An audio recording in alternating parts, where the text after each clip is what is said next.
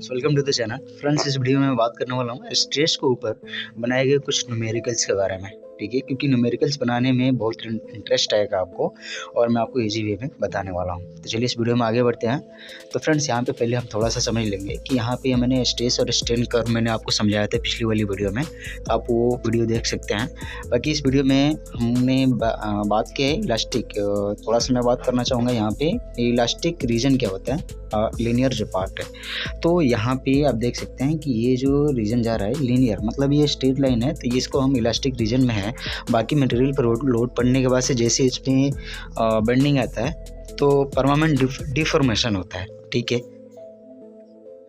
तो मटेरियल के जो यील्ड पॉइंट है ना फ्रेंड्स, जहाँ से वो पॉइंट से बेंड हो रहा है ना, ये वाला पॉइंट ये यील्ड स्ट्रेंथ है। तो यहाँ से आगे जो हमारा ये यील्ड स्ट्रेंथ है और यहाँ पे अल्टीमेट स्ट्रेंथ आएगा फ्रेंड्स। ठीक है ना, ये वाले पॉइंट अल्टीमेट स्ट्रेंथ आएगा। ठीक है, तो यहाँ पे देखेंगे और लास्ट वाला जो पॉइंट आएगा फ्रैक्चर पॉइंट आएगा, लास्ट वाला पॉइंट। ठीक है, मटेरियल पे जैसे जैसे हम लोड बढ़ाएंगे वैसे वैसे उसमें अलग अलग मटेरियल में चेंजेज आने लगेंगे। ठीक है, तो यूटीएस जो क्या है मैक्सिमम स्ट्रेंथ है, चूँकि मैंने बात किया था अल्टीमेट टेंसाइल स्ट्रेंथ क्या है, तो मटेरियल पर लगने वाला जो है अल्टीमेट स्ट्रेंथ है। तो मटेरियल के ऊपर मैक्सिमम स्ट्रेंथ हम लगा देंगे तो वो अल्टीमेट स्ट्रेंथ कहते हैं उसे, और उसके बाद से भी और भी ज़्यादा हम लोड लगाएंगे, ठीक है, तो मटेरियल क्या होगा, फ्रैक्चर होगा। ठीक है, टूट जाएगा। तो अल्टीमेट स्ट्रेंथ क्या है, मटेरियल के ऊपर लगाएगा सबसे ज़्यादा लोड है वो अल्टीमेट टेंसाइल स्ट्रेंथ है, उससे ज़्यादा लगाएंगे तो मटेरियल फ्रैक्चर होगा। ठीक है ना फ्रेंड्स, तो ये स्ट्रेस स्ट्रेन की डायग्राम है। तो चलिए वीडियो में आगे बढ़ते हैं और देखते हैं न्यूमेरिकल। फ्रेंड्स यहाँ पे न्यूमेरिकल नंबर 1 हम देखेंगे, तो यहाँ पे मैंने सिंपल मैंने बना के रखा हुआ है। तो यहाँ पे एक न्यूमेरिकल लेते हैं और ये न्यूमेरिकल बेस्ड होगा स्ट्रेस के ऊपर। ठीक है ना, तो यहाँ पे एक स्टील रॉड है जिसपे 2000 न्यूटन की फोर्स लग रही है। ठीक है, और एरिया है 200 mm स्क्वायर की, तो उसका हमको स्ट्रेस निकालना। चूँकि हमने बताया था आपको फ्रेंड्स कि स्ट्रेस की जो फार्मूला है वो F/A होता है। ठीक है, फोर्स अपन क्रॉस सेक्शनल एरिया। ठीक है ना, ये उसकी फार्मूला होती है स्ट्रेस इक्वल टू। अभी क्या है ना, हमारे पास F दिया हुआ है, 20,000 न्यूटन दिया हुआ है, ये क्वेश्चन में 20,000 न्यूटन दिया हुआ है। अभी क्या हमारे पास एरिया दिया है 200 mm स्क्वायर। ठीक है ना, तो ये 200 mm स्क्वायर एरिया दिया हुआ है अपना। ठीक है, अब उसके बाद से क्या है हमारा स्ट्रेस की फार्मूला क्या होती है उसमें हम प्रूव करेंगे। तो स्ट्रेस की फार्मूला जो अपना होती है F/A होती है। तो F क्या है, फोर्स है 20,000 न्यूटन और 200 mm स्क्वायर क्या है एरिया, क्रॉस सेक्शनल एरिया है। हम इसको सॉल्व करते हैं तो 00 से 00 ये कट जाएगा और फाइनली हमारा जो है ये आंसर मिल के आएगा 100। ठीक है, 100 अपना आंसर हो जाएगा। तो अभी नीचे देखिए एक और ट्विस्ट है यहाँ पे, तो यूनिट यहाँ पे समझते हैं। अभी एक्चुअली हमने पिछली वीडियो में बताया था आपको कि 1 mm स्क्वायर बराबर 1 एम्पियर होता है। 1 न्यूटन बाई mm स्क्वायर बराबर हम इसको एम्पियर भी कह सकते हैं ना। तो ये चीज़ आपको याद रखने वाली चीज़ है। तो यहाँ पे दिखिएगा nm स्क्वायर, तो 1 n by mm square equal to 1 ampere होता है। तो इसको हम इजी वे में लिख सकते हैं स्ट्रेस इक्वल टू 100 एम्पियर। ठीक है फ्रेंड्स, तो इसको हम 100 एम्पियर लिख सकते हैं। ठीक है ना, तो चलिए हम आगे एक और न्यूमेरिकल देखते हैं। न्यूमेरिकल नंबर 2 पे देखेंगे।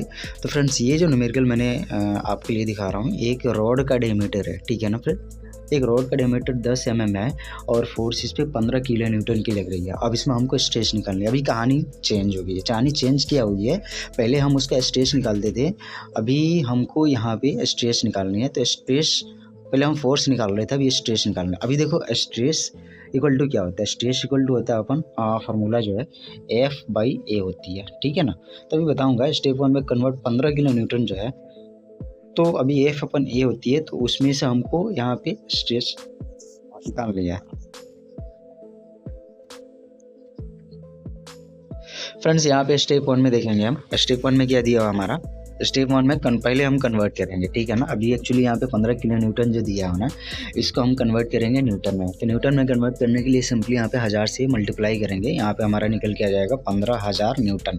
स्टेप 2 में क्या करोगे कि ये एक सिंपल बार है, मानिए सरिया है, तो सरिया है तो इसको पाई स्क्वायर अपन 4 से हम इसको सॉल्व करेंगे। तो ये फार्मूला यहाँ पे पुट करके इसके आधार पे हम यहाँ पे सारी वैल्यूज हम इसमें पुट करेंगे और पुट करने के बाद से फाइनल जो हमारा आएगा एरिया वो 78.5 mm स्क्वायर आएगा। ठीक है, क्रॉस सेक्शन एरिया अपना इतना आ गया। लास्टली हम स्टेप 3 में क्या करते हैं कि अपना स्ट्रेस इक्वल टू क्या होता है, F/A होता है। ठीक है ना, तो यहाँ पे 15,000 न्यूटन जो है हमारा पहले का आ चुका है यहाँ पे।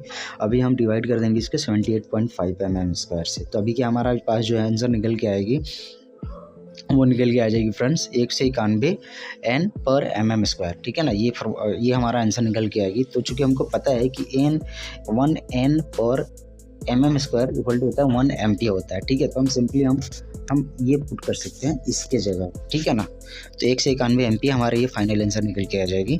ठीक है, अभी चलो हम बढ़ते हैं अगले क्वेश्चन की तरफ, क्वेश्चन नंबर 3। अब क्वेश्चन नंबर 3 में क्या है कि हमको स्ट्रेस जो दिया हुआ है 120 MPa दिया हुआ है। ठीक है ना, स्ट्रेस दिया हुआ है 120 MPa, यहाँ पे एरिया दिया हुआ है 150 mm²। अभी इसमें हमको फोर्स निकालना है। ठीक है, पहले हम स्ट्रेस निकालते थे, अभी हम फोर्स निकालेंगे। अभी कहानी चेंज हो गया। ठीक है ना, पूरी ट्विस्ट है कहानी में। अभी देखिए हम अभी स्ट्रेस निकालने वाले हैं। ठीक है, तो स्ट्रेस अभी हम यहाँ पे फोर्स निकालने वाले हैं, सॉरी। तो स्ट्रेस इक्वल टू हमको पता है कि फार्मूला F/A होता है। तो इक्वल टू चूँकि हमारा जो है F हम इधर लाएंगे बराबर के इधर, तो ये इधर जाएगा, स्ट्रेस जो है इससे मल्टीप्लाई हो जाएगा। चूँकि हमारा जो ए है ना ये डिवाइड में है, डिवाइड है तो ये मल्टीप्लाई हो जाएगा। ठीक है ना, तो स्ट्रेस अपन ए हो जाएगा। ये फार्मूला है, आप इसको चेक कर लीजिएगा। अब यहाँ पे देखो फोर्स हमको निकालनी है, तो फोर्स में हमको फोर्स इक्वल टू हमारा क्या है 120 MPa दिया हुआ है।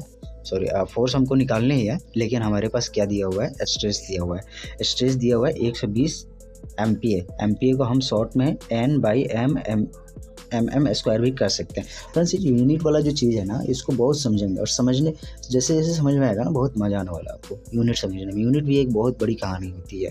ठीक है, तो यहाँ पे हम मल्टीप्लाई कर देंगे, बाकी हमारी दिखा कि क्या है। अभी ये सब मल्टीप्लाई करेंगे, क्योंकि फार्मूला में यहाँ पे मल्टीप्लाई बाई ए दिया हुआ है। तभी हमारा ए का वैल्यू कितना हुआ है, ए का वैल्यू 150 mm² है। तो हम यहाँ पे ये पुट कर देते हैं। तो पुट करने के बाद से फाइनली हमारा यहाँ पे यूनिट कैलकुलेशन क्या है, कैंसिलेशन कर देंगे यहाँ पे। चूँकि हमारा जो है देखो अभी ये डिवाइड है ना, यहाँ पे N/mm² है, तभी क्या करता हूँ इससे ये कैंसिल कर देता हूँ। ठीक है, अभी कैंसिल करने के बाद से क्या हो जाएगा कि 1 MPa इक्वल टू ये फाइनली हमारा मिलेगा यहाँ पे। ठीक है, अभी देखो हमारा क्या है 120 × 150, जैसे कि एज पर फार्मूला हमने यहाँ पे पुट किया, और ये mm² से mm² कैंसिल हो जाएगा, बाकी हमारे पास आ जाएगा ये वाला।